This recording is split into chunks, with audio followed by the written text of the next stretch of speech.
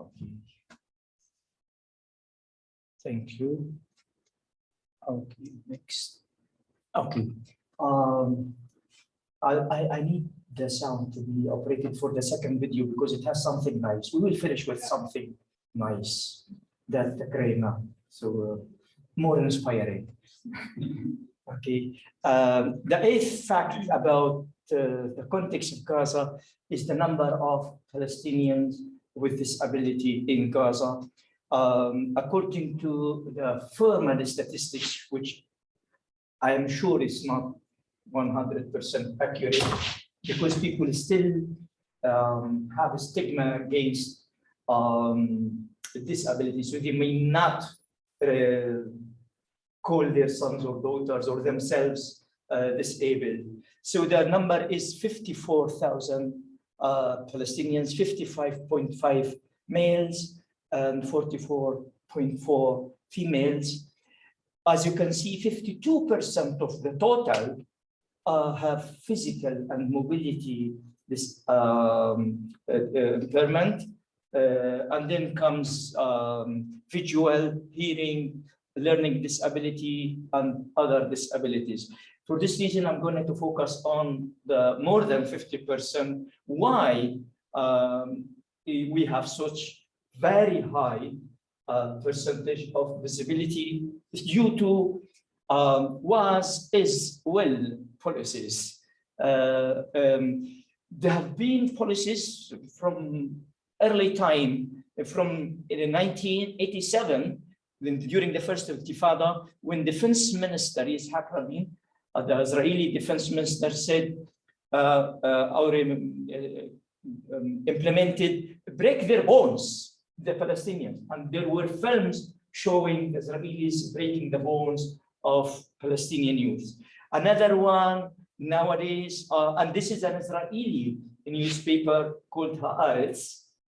It says, target their knees and legs, and shooting, snipers shoot this. And in 42 knees in one day, Israeli snipers open up about shooting Gaza protester, and that's Israeli sources. In one day, 42 Palestinians became disabled with amputated legs or one leg or two legs.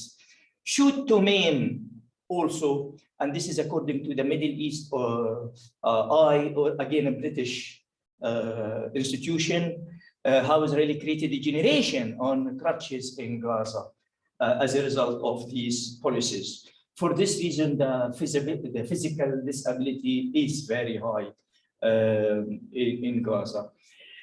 The last fact is, unfortunately, as a result of the research we are doing as part of this project, I found that no inclusive strategies or policies created and developed by Palestinian institutions, whether ministries or even universities, just do some practices without having clear vision and clear strategic plan to achieve what we hope to achieve. And second point is that no involvement of people with disability in any senior committees and policy making and preparing strategic plans or involving them in consultation or real representation, so that whatever comes meet their needs. Unfortunately, this is again something a reality. Part of the research I've conducted during the last 2 years, I surveyed more than 70 documents, strategic plans, reports, studies, governmental strategies, local and international organizations like UNA, United Nations, UNRWA, UNICEF, OCHA, UNESCO. And again, it's just no clear strategic plan, especially no practices or mention to the person with disability during COVID-19. I was surprised that almost in the first few months, it was zero mentioning just the word disability, and was desperate to find the word disability, search and find one word in a document of 15, 20, 30 pages or reports. At the beginning, no. And also we interviewed several senior academics, senior people working in stakeholders in the Ministry of Education, in the Ministry of Health, and also 4 focus groups with disability. All of them were different disabilities: hearing, physical, and visual. I will talk about educational challenges. I got 10, yes, but the 10 are grouped under 4 categories. One is lack of accessible learning materials and activities. The activities are not inclusive. The learning materials and textbooks, handouts are not inclusive. Second, the learning facilities, even the computer labs or even the classes, students find difficult. I'm talking about in Palestinian schools and universities. I'm not talking about IUG. IUG, not because it's my university, but it's one of the best in terms of providing some inclusive facilities. All buildings have access to physically impaired. They have left, etc., and have 3 centers working for them. Inclusive and accessible communication. And we'll talk about this in a minute. And accessible learning environment. So these are really not inclusive as a result of the research. What do we mean by learning materials, especially during COVID-19? Most of these points are related to COVID-19 and the cases of emergencies and wars. Teachers in both schools and universities are not trained. They know nothing almost about inclusive education and how to deliver e-learning and to use technology with students with disability. As one of the students said, the problem is that I don't understand what the teacher says, not only because I can't hear him or her, but also because he, the teacher, doesn't show his face. When he records the video, he just gives audio recording during delivering online lectures. I rely on lip reading. And this student, he studied, I know him, he studied physics in the IUB. Before COVID-19, his GPA was, I think, 91, 89, something like that, around 90. After 1 year of COVID-19, because of this comment, he said, it dropped to 81 or something in 1 year. So big drop down on this students who's very talented in physics. The second problem is the intensity of online assignments and insufficiency of time given. Students, as they mentioned here, one of the students said, I always suffer so much stress and the pressure to the time specified to do certain assignments.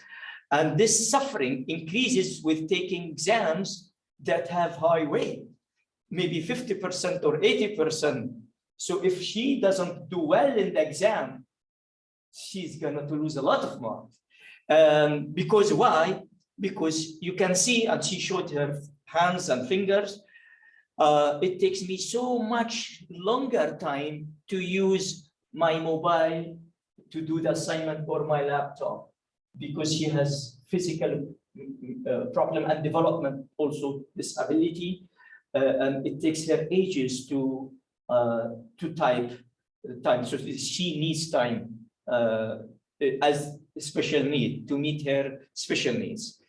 Learning materials, textbooks, assignment, quizzes, exams, normally given in Word format, sometimes PDF online, and sometimes as pictures.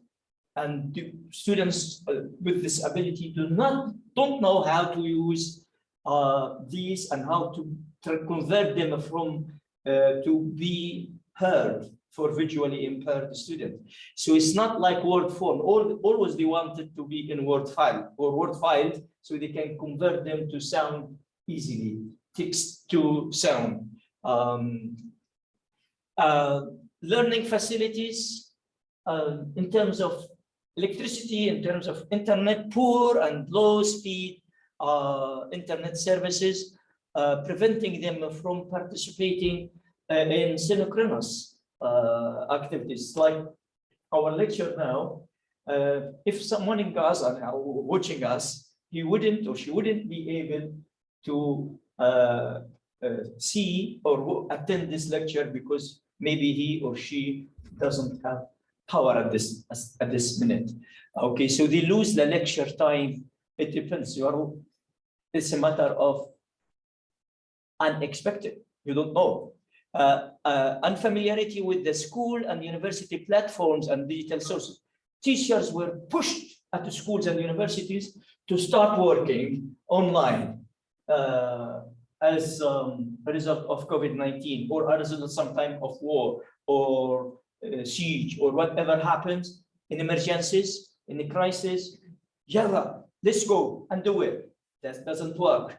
This causes a lot of problems to like using, and there were confusion. Are we going to use Google Classroom, Google Meet, Moodle, Zoom, Big Blue Button, BBB, Google Meet, whatever? The teachers and the students don't know. Very few who know, and they were not trained. And if they were trained, the training was insufficient. Again, I think electricity is more, we covered it well with the video. The impact of these things on the students, it has tremendous mental impact and mental pressure on them. Like always we feel tense and nervous. Because electricity, internet, I can't read, I can't see, I can't hear, a lot of things. Maybe communication. We send an email to the teacher. Maybe he may not respond. And we don't know if now time is okay to send him. He might not be able to do so and so. Next, I think this is one of the things that we need to work. Every point of peace becomes a project in itself. In fact, teachers lack knowledge of the characteristics of persons with disability, whatever disability. They have never been given courses on disability. Just as a matter of trial and error, just as a matter of you may read or know by yourself, or you are interested in that, or maybe you have a son or daughter, then you will pay so much attention. When most of the people I met become interested in disability if they have one case. And after that, they open up their mind and eyes wide how they can learn. And I think this is important. For example, the students faced many difficulties. One of them, they were not given by all teachers the contact information. So they can contact them through email or through WhatsApp or whatever. Finding no specific online office hours. To say to students, okay, I'll be online every Tuesday, whatever, from this time, and you vary the time because electricity it changes from time to time. So if you can't attend tomorrow, today you can attend tomorrow. Receiving, it's very rare to receive constructive feedback on their academic activities and assessment. No detailed assessment is given to them, and this really, you know, it is something basic, not only for a person with disability, but for all learners. Receiving mainly responses or timely. Sometimes when they send an inquiry or question or comment to their teachers, sometimes they don't get responses on time, and this makes them angry and disappointed and furious and all negative feelings. As one of them said,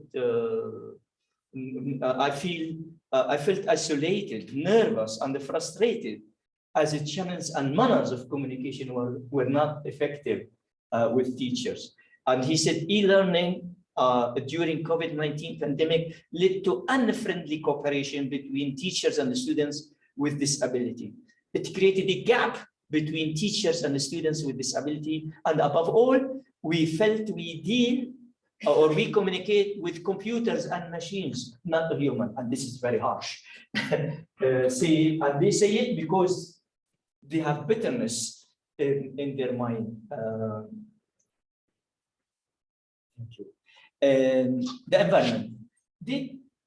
Because you know, all of us were working from home, and homes, especially person with disability, are not well prepared, well equipped to study, to do communication with big families, noise of young brothers, young sisters, maybe guests coming. So it's not an environment for education. It's home, and that it took them a lot of effort and time, and also suffering, to be able to cope with it, with the family, something different. I got sick at the first few months because I don't leave my home at all. I had to go to the doctor because I'm not accustomed to that. I'm accustomed to keep jumping and walking and moving and lecturing and whatever. But what's about the others? They were worse than me in this case. Health. Let's move to health. Again, no policies in education or in health. In terms of policies, ministries, zero policies. Even the emergency plans prepared by the Ministry of Education, by 5 ministries, in fact, or 3 ministries, partly. Ministry of Health, Ministry of Education, Ministry of Interior, and I think Ministry of Social Affairs. and there is one more, I think, civil Ministry of or Interior Ministry. And no, nothing is mentioned in the emergency plan. So they were completely ignored in how we are going to cope with COVID-19. They suffered lack of timely, accessible, and sufficient guiding and the protection information. They were, as one of them said, they kept us in the dark. And they gave us deaf ear and the blind eye, so we know nothing. How to protect, especially, you know, at the beginning, everybody was scared and worried and what to do and how to do. So they didn't get access protection information, like using sign language. Every day there was in Gaza a press conference, update about the situation of COVID-19.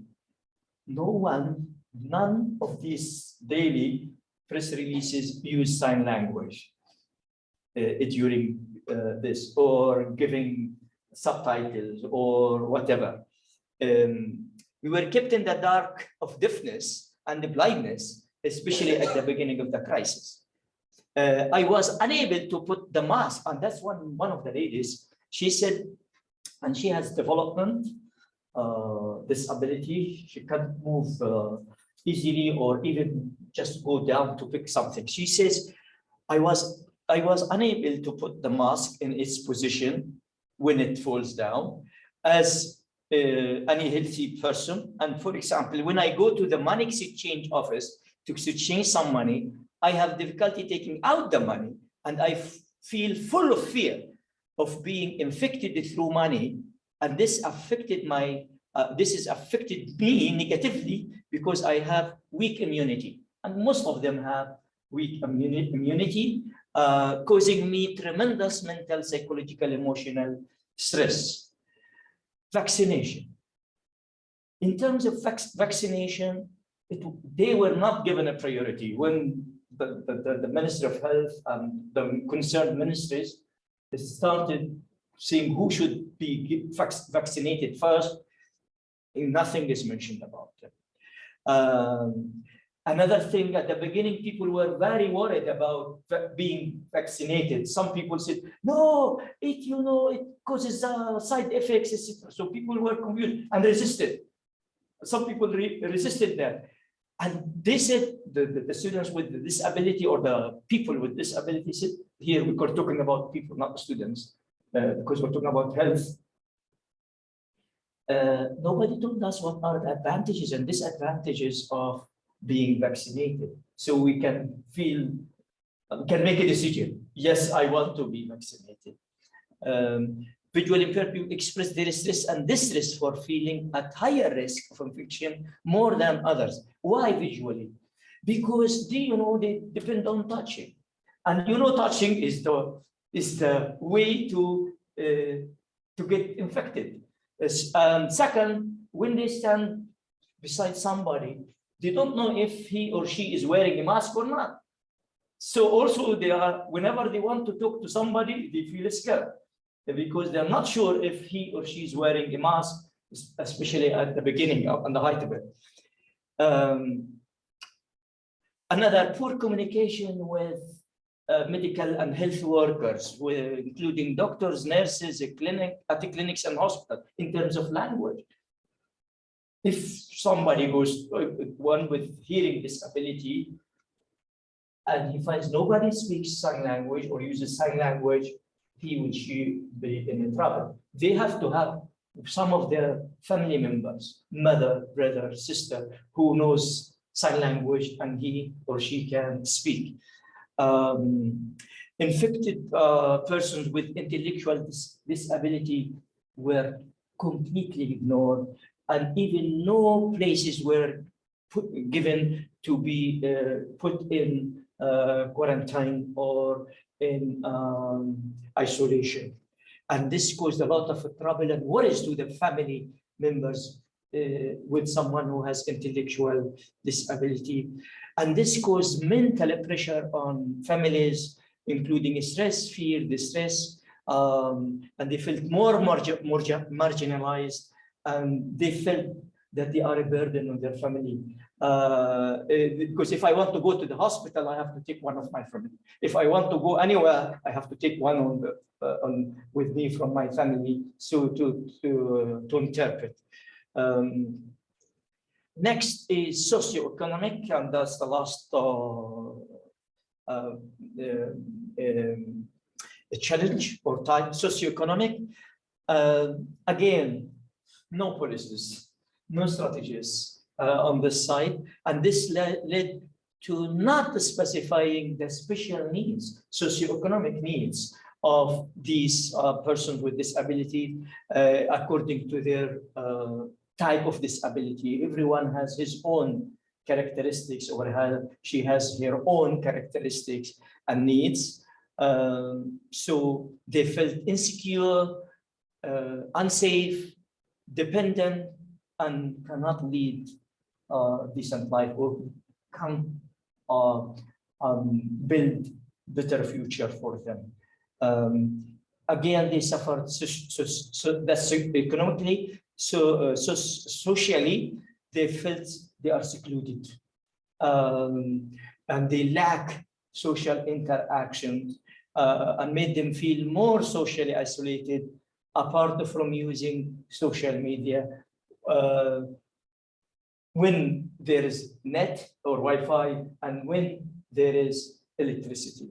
This feeling of being isolated or feeling isolated increased family problems, because face-to-face all the time, sitting, you're not going out of the home, adding more mental pressure on all family members. And everybody is tense and worried, and this increased anxiety, depression, anger, and thus increased violence against person with disability in the family, from the family. For you need take into consideration all the context I mentioned. You are always tense, you are always anxious, you need someone to help you, and they're not busy, they are doing something. So it's really, you can be irritated easily and then resort to violence. And this is not to me, according to what the participants said in the study. Third difficulty is in joining any capacity building training. No capacity building training took a place to people with disability, to empower them to be economically independent. And this deprived them from empowering themselves or qualifying themselves to get what we call it in Gaza, short-term employment, which means a project comes to employ, for example, 100 people in different places, and they will pay them for 6 months or 4 months, just as instead of giving just aid without doing nothing. Okay, you can come and work in this institution, you gain experience and you gain some money, and you also in the hope that you could get permanent job. At that time, everything is stopped. So second thing, they stopped opening their own business, because when they get support from different NGOs or government concerned with people with disability, and they train them, like what we did in the first lecture when I talked about in Irada, the will or determination center, we give the vocational training, not academic, vocational training. But before that, we give them, most of them became disabled as a result of the war. So they can come young, old, men, women, without any certification, any degrees, and they can take whatever craft or profession or like embroidery, etc. But we give them first psychosocial support, then training, then they preparing them for through preparing feasibility studies, how to open their own small business. That stopped during COVID-19. Fourth, difficulty in obtaining substantial funding to support them, because most of the fund or the donors, and remember that we said 80% of the population of Gaza depend on foreign aid, institutions, universities, ministries, people with disability. There are a lot of activities on there. Most of the fund spent on how to combat and fight COVID-19, and how to build places to quarantine, how to buy vaccinations, instead of supporting this. And this is a case of one person with disability who wanted to went to hospital with his pregnant wife, and she needs a treatment at a high cost, but we are unable to cover it in light of this context of lockdown due to increasing rate of unemployment. I have no work and no institution reached out to us economically. Before the last, hope, I can say, is our bread, and resilience is our butter. As they say in English, our bread and butter. Okay, so we live on bread and butter, we live in hope and resilience. No choice but to be so. And as the Palestinian famous poet said, on this earth is something worth living for. على هذه الأرض ما يستحق الحياة. This is one of the famous poems by a famous Palestinian poet. He said it decades ago. Now we want to rush this and finish. We need the sound, please, because it has something that pleases your heart, hopefully, after all of these things. So I want to finish with something nice. Let me see. Okay. As the hope and resilience. So this, I always finish with that. Okay, keep talking. Yes, Sarah. Yeah. Okay, this is one of my students. She graduated. She graduated. She got mobility to Glasgow for 1 semester with her colleague that we will see. Second, she got acceptance from Sheffield University, and now she's doing her master in Qatar in one of the, I think, British or American universities. She has a development disability, but I remember when she came to my office, Doctor, can I go to Glasgow? I was responsible for that project of mobility for 1 semester. I said, you should go, not you can. You should go. Okay, you will take, I know her. You have everything that makes you to be distinguished. And when she came to Glasgow, she sent a lot of photos on her Facebook, and sometimes to me, she was more than happy how she was dealt with. And another thing, ready, Sarah? Not yet? We can try. Okay, try. A last point I can say until you try. Normally, we at IUG, at the Islamic University of Gaza, we do graduation ceremonies for about 10 days. Every college, 1 day. We have 11 schools, 11 faculties, engineering, medicine, education, science, nursing, etc. And why we do this? Culturally and context-wise, very important. We do it in a hall that takes about 1,000 persons. It's the biggest hall in IUG and maybe in Gaza. Because we want to please the heart of the people. They had more than enough with everything, with what we said before. So it's time to be happy. It's time to be happy with your sons and daughters, brothers and family. They come from, we do it normally at 5, 6 in the afternoon. They come from 1 o'clock, 2 o'clock. in the yard of the university, eating together, and it's like a picnic.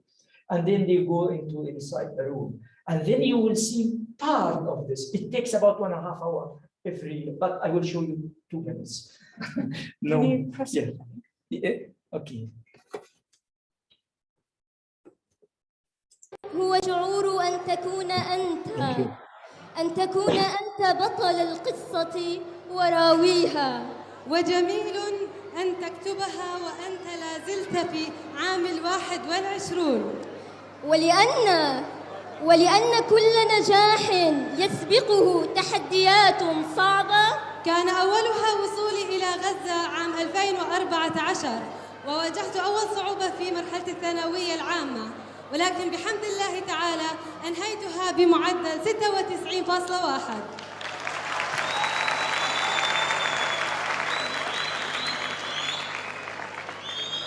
وأما أنا فقد تحديت نظرة المجتمع السلبية لي ومدى قصور فهمه، وبحمد الله فقد أنهيت الثانوية العامة بمعدل 93%.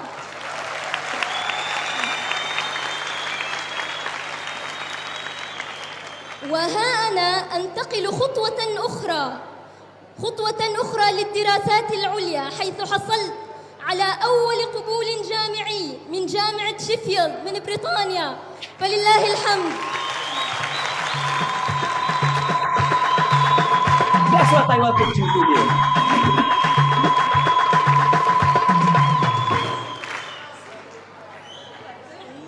بيقين منا أن الصعاب هي من تشكل الإنسان، أقسمنا بأن نكمل ونواصل المسيرة بتميز. وصدقنا الوعد ونحن الاثنتان على متن الطائرة المتجهة إلى مدينة غلاسكو في بريطانيا ضمن تبادل أكاديمي. بذلنا قصارى جهدنا وصنعنا مجدنا بأيدينا، وأنهينا دراستنا الجامعية ب3 سنوات ونصف بامتياز وبعدل امتياز ومشرف.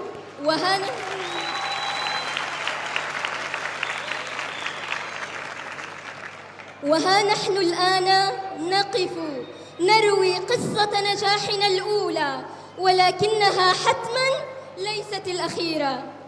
Education is the most powerful weapon which you can use to change the world. Yes. Yes.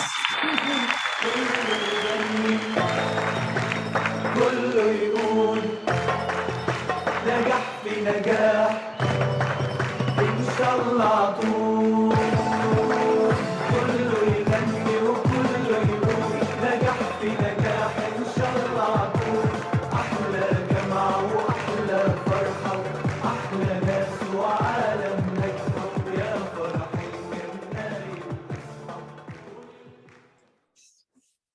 Thank you in multilingually.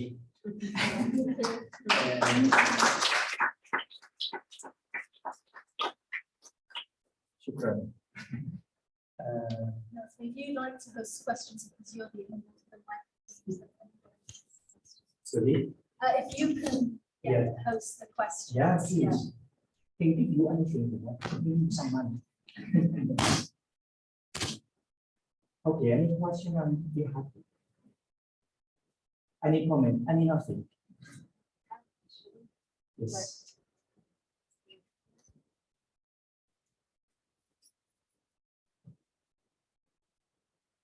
I hope the interpreter can hear me online. Can you speak up, please? Yeah, can you hear me, interpreter? Yeah. Okay, well, thank you so much for this amazing talk and very important talk. I had a question. I think 2 questions. The first question is about the attitudes of society and the perception to people with disability. I noticed that in the last video, the girl said that she also challenges and fights the society's perception. And I was wondering, how bad is it? So when a deaf person, for example, comes into the doctor's office, are they okay to gesture, or do they refuse any type of like accommodation? So that's my first question. My second question is, what can we do?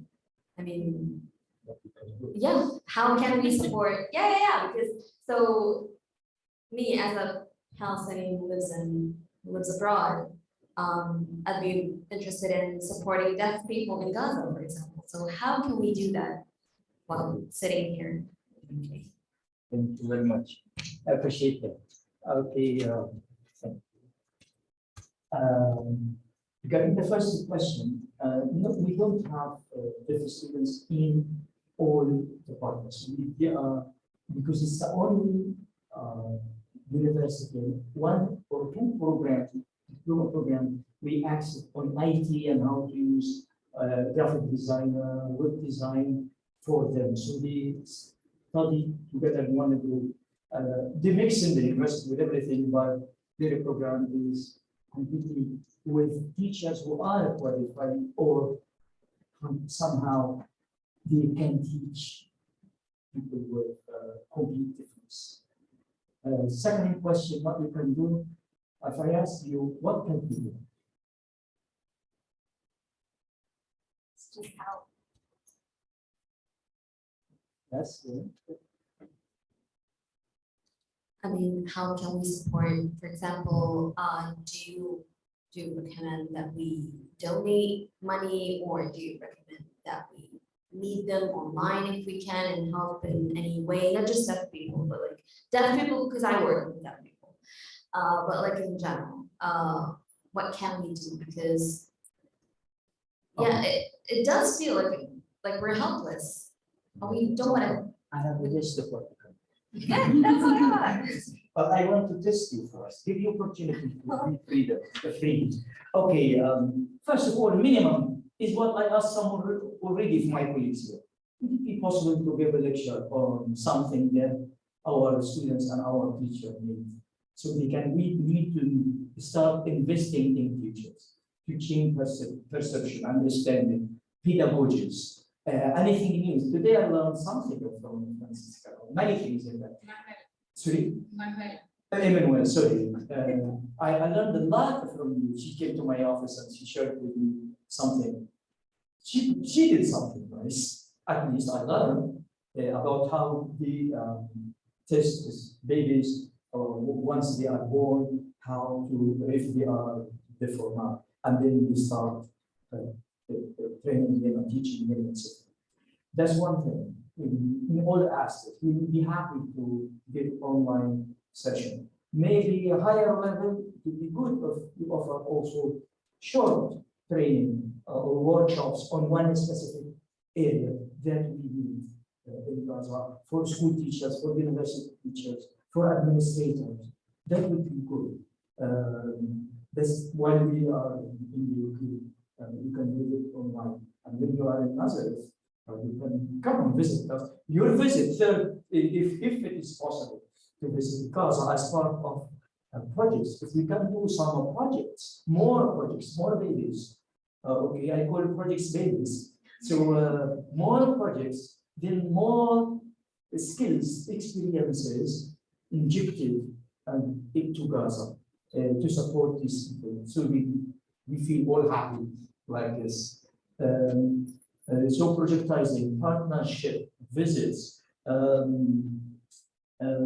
whenever there is opportunity of scholarships, for example, we can disseminate it to Palestinians so they can come to do the master in Birmingham or diploma. I learned today a lot about many special educational programs that Birmingham has, that no university in Britain has the same. And they have also, I learned about part-time PhD and part-time master. And I'm going to ask many of my students and colleagues if they are working in schools, in universities, and they want to upgrade themselves, then this is opportunity. So wherever there is any kind of support, directly or indirectly, as the lady said in the video, The most powerful weapon is education. And education is the rope of hope for us. No hope, life without education is lifeless. To us, life without education is lifeless. Full stop. Thank you. Next. I hope I answered your question. Yeah, perfect. Any other comments?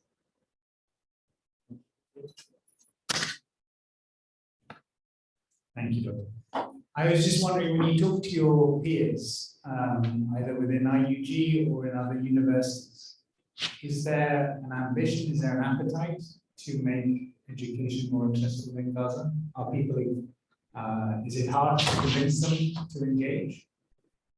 Yes. So, I think it's not hard, but it needs efforts and it needs dedication. So we can, wherever there is a will, there is a way. We can do it. We can, through workshops, through conferences, through meetings like this. Why we do every year?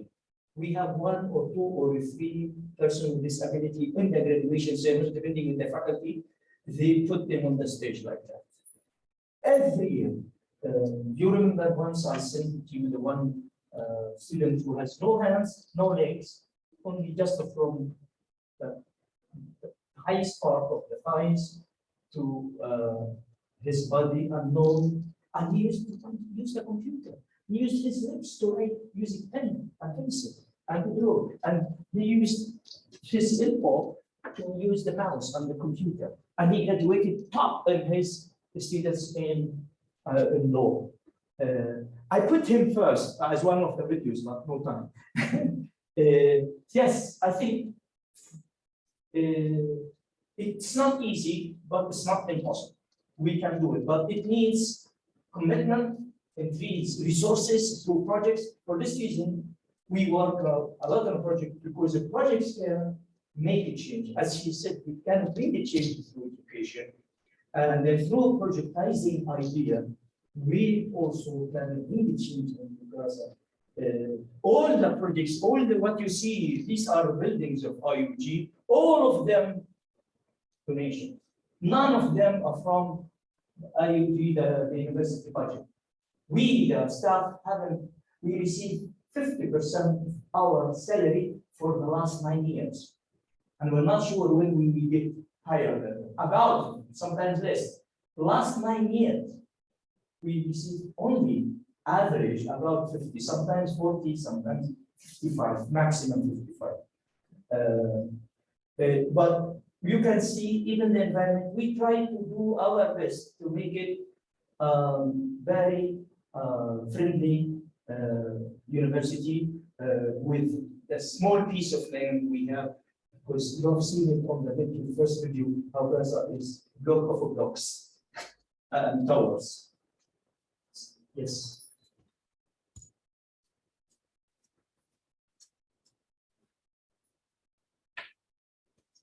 Going back to the endless feeling that probably lots of people have. I know Okay. it's the end of the day, but try your best for 1 2 minutes. Okay. I was saying, coming back to the endless feeling that probably lots of people have. Do you think that it's sustainable to have all these big projects and to do our best and all our efforts to improve the living condition and also opportunity for people with disabilities in Gaza or Palestine, wherever, without the clear commitment from the government and without having a clear political support, for example? Do you think it's sustainable in the long run? Strategic question. I maybe It's a very question. And I will try to answer. With the strategic answer. We, as I said earlier, it's not our choice to be occupied and to live under occupation. It's not our choice to live under siege. It's not our choice to be prevented from making use of our natural resources in Gaza and Palestine. Palestine is very fertile land and very blessed land. We can grow everything, and we have the mentality to make a lot of business and profits and investment as we did in all aspects. So that's not our choice, that's one. Second, what else you can do? The alternative is just to surrender. No way. The only is to be passive. No way. We tried, yes. Without the projects, I wouldn't be here. Without the projects, you wouldn't see this lady. When she comes without a project, she wouldn't be educated in Glasgow. With her friend, both of them came together. And both of them came to my office. I remember that day. And I said, no, you must go and you must apply.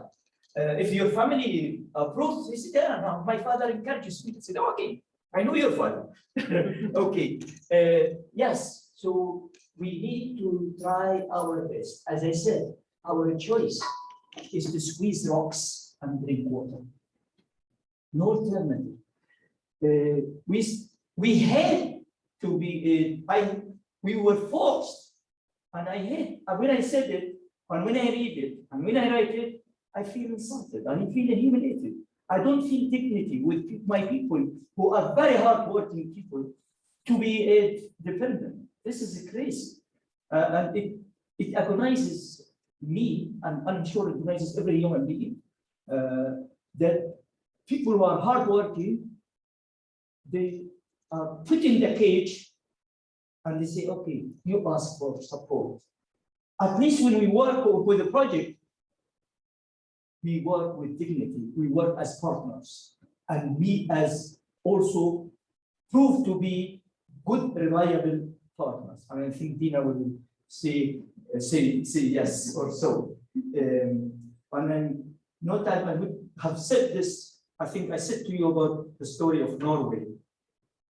But maybe if there is no question, I can say when I started establishing links with Norway, and when I was in the first time I go to Norway 12 years ago, this is related to your question. And when a group of academics, one of them knows me and others don't know. And the one who knows me, visit Gaza, wrote some senior people. And then when they introduced their university, I introduced my university, and then one of the ladies said, what can we do for you in a way that I didn't like?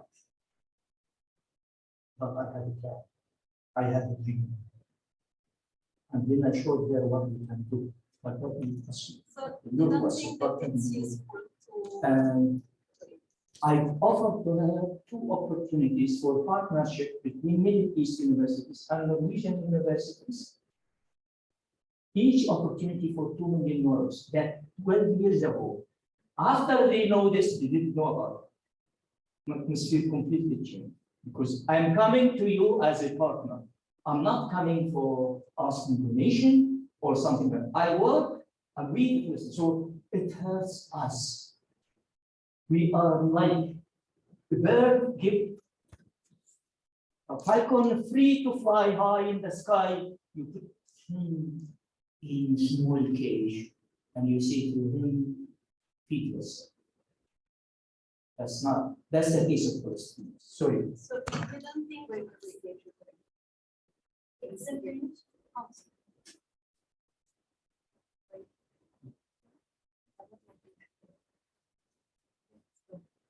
Okay.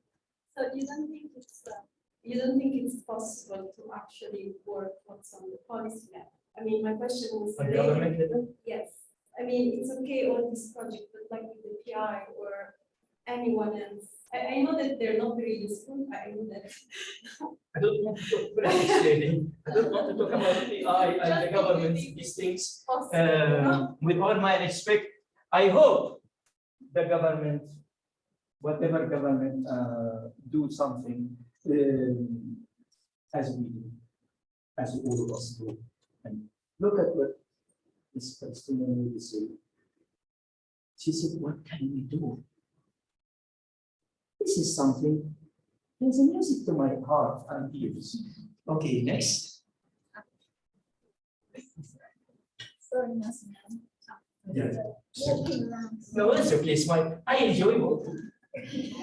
I just don't really agree much with these small projects that we have, because I feel like they're kind of silence the people and then we just keep like patching the work here and there, and we never actually have a real effect. And then with this, we kind of really silence the people for them, like as a short-term solutions, and then people would be silenced, and we would never actually have, like, we ask for rights, we never be able to rebel, and which we see now in West Bank specifically. I'm saying people are like careless, they're like very individualistic, they no one has like the idea of that it's our rights to earn, it's our, because whatever problem we have, we kind of have a very small, like a solution for the make this time, and then it's like it would silence the people, and then we have the same issue, and we have the same issue. You got what I mean? So I'm kind of very like I look with sensitivity to NGOs or any kind of projects that work in this way, because we're just like patching that here, you know, like here and there, which again is maybe the only solution up for us. Otherwise, people would be in the streets, would be hungry, would be all of this, but it would not give us a way to a revolution, let's say, which we actually need at this moment. I understand what your point clearly, but it's related to your neighbor question. In fact, the philosophy and the ideology, I believe, is do what you can do for whoever you can do. If I want to wait the government to do something, I wouldn't do what I've done. I'm no time to tell you what I've done, just taking one example. Why you choose one specialty in education or in disability? To fill a gap. I'm trying my best to fill a gap with as many people as not, like not you personally. I mean, like the whole idea of charities, projects that would serve like a solution for a short time, and then it's not really a solution forever. I know, but who's going to do the solution? Shall I wait the government to make it and to do it? Sorry. Shall I say the first officials to wait and do it? I will come to you.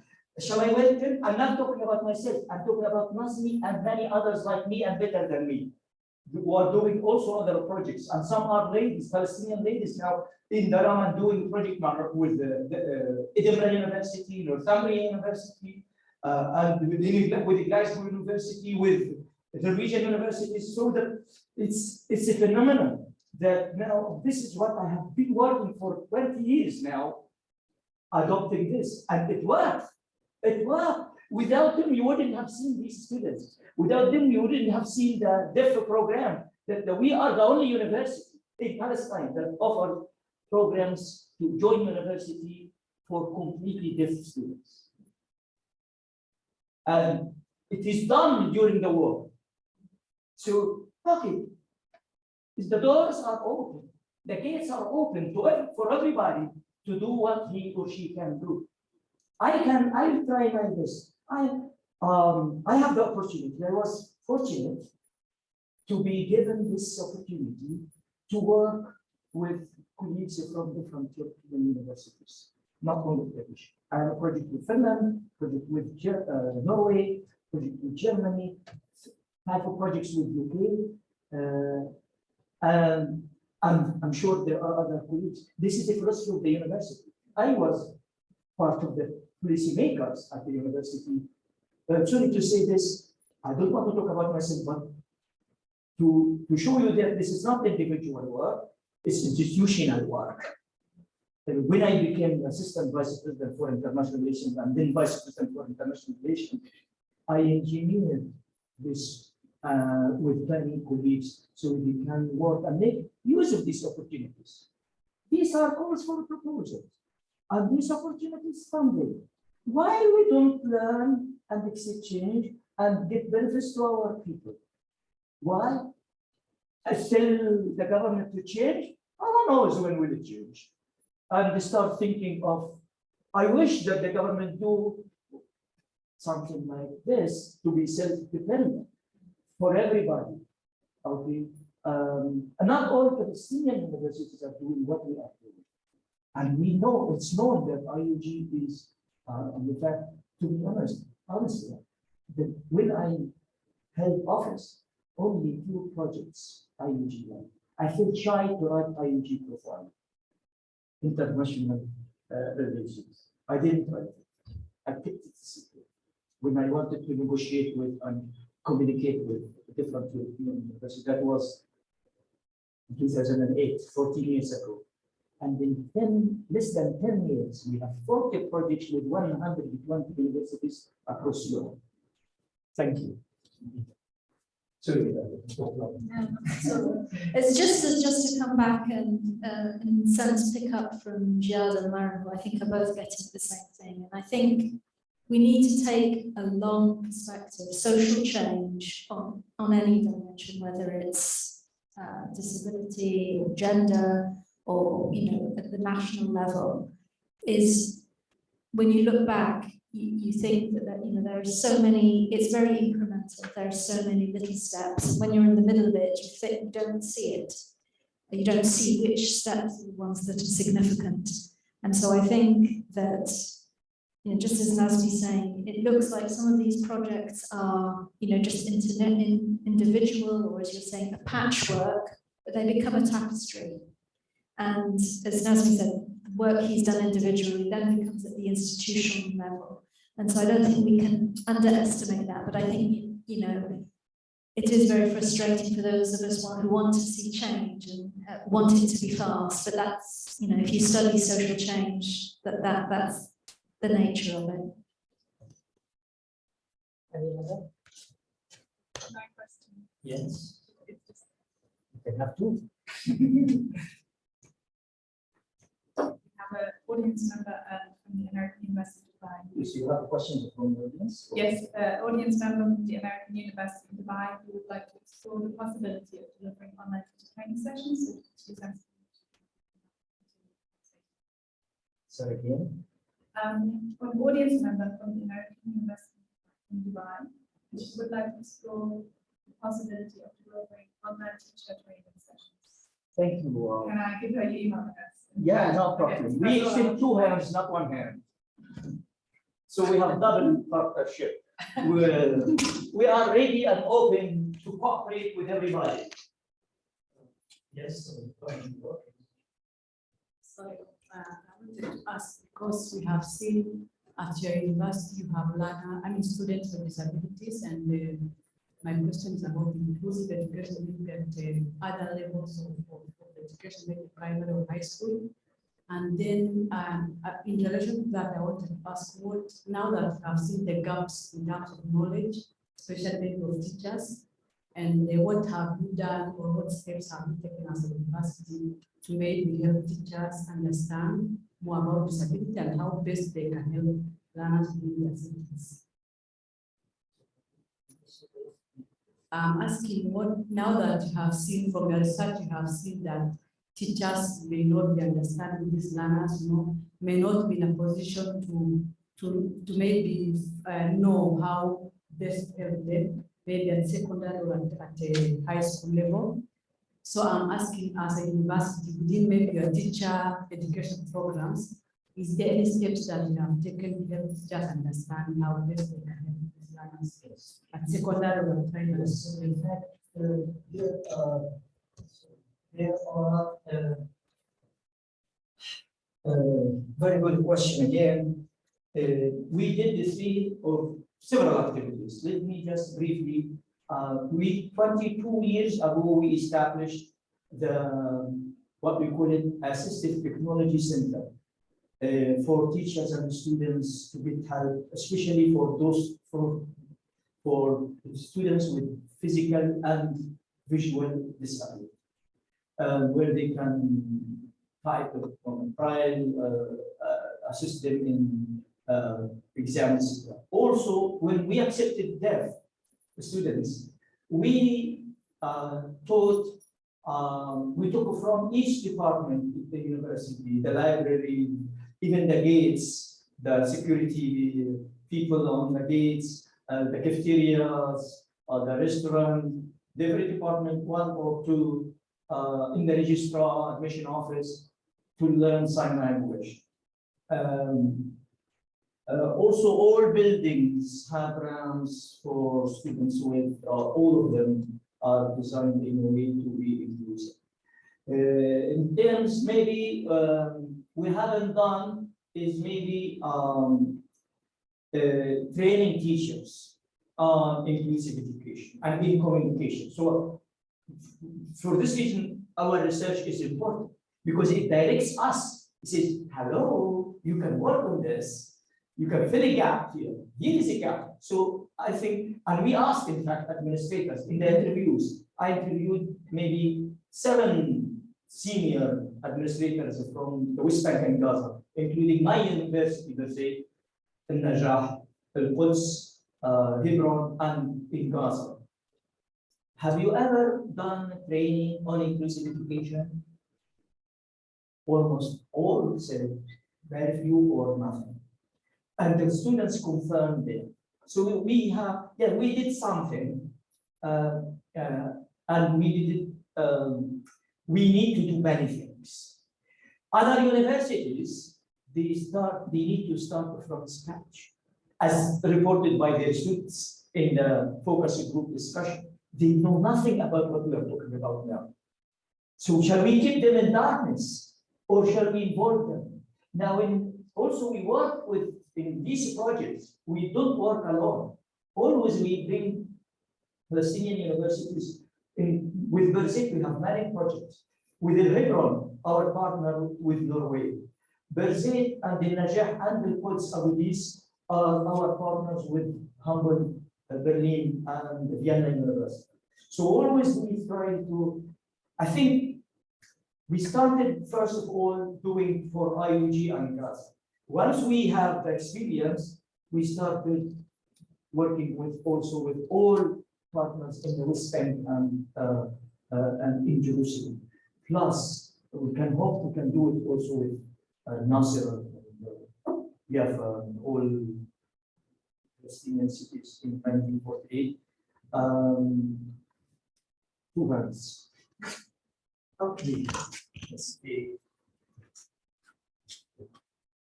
I'll take you somewhere else because I'm very interested. I know that specifically in Palestine, there is some bravery badge, like people are considered brave for being physically disabled. So there is no social stigma going with physical disability, which is, I think, quite unique for Palestine and maybe other war areas.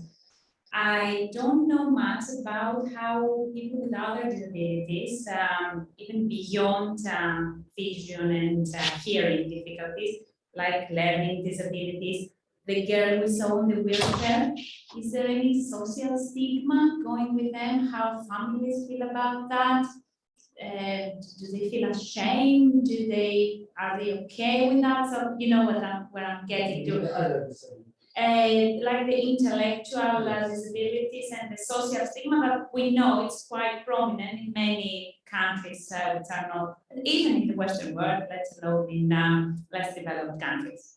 So if you can give us an answer to that, that would be very interesting. And you touched a very important point, really, which is, yes, for, let me just pave the way to answer your question.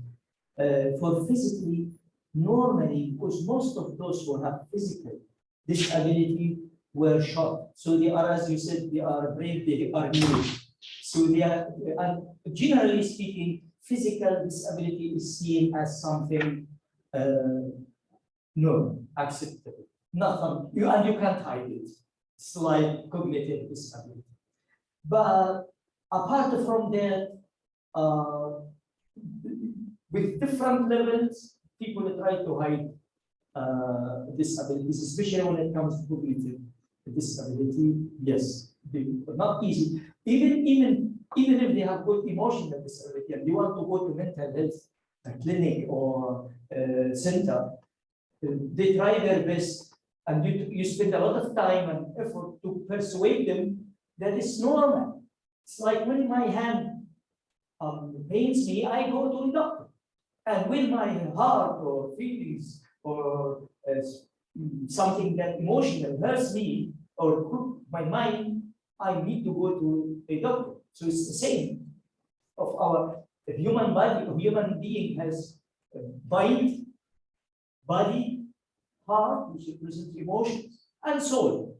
So any part of these can have some pain, some problem. So yes, still there, but gradually people are changing.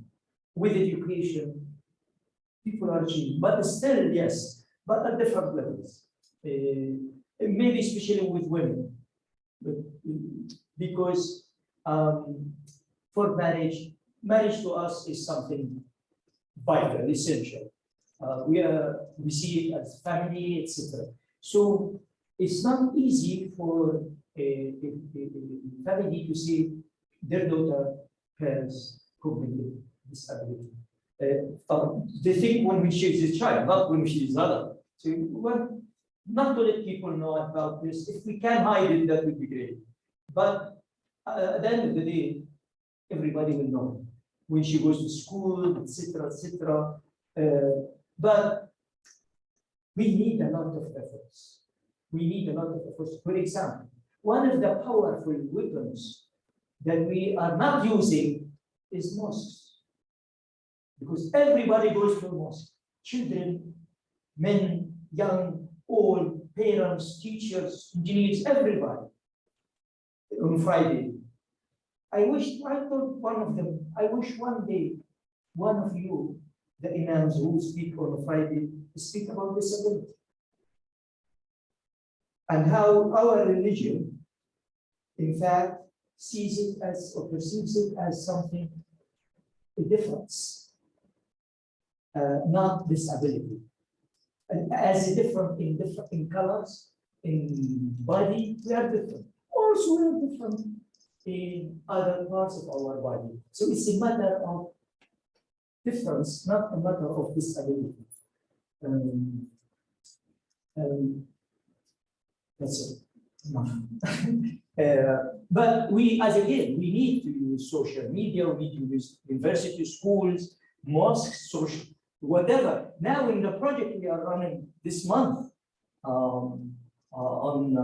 we are training students with disability on narrative stories and using media and social media to talk about disability, to talk about their stories, to talk about aspirations, to tell their stories, to advocate themselves and for their rights. So this is what I'm doing through this project, which I'm doing also research. And we are lucky to be like that. And we will go to train 100 from different institutions in Gaza. I know I have talked a long time. Thank you so much, Nasrin. I think it's been a very engaging session, and thank you to all of you for coming and for everybody online as well. Thank you for joining us. We appreciate that. Thank you. Good night. Thank you.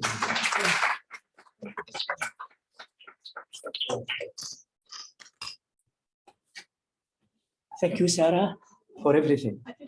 Sorry about that. Everything went very well. First.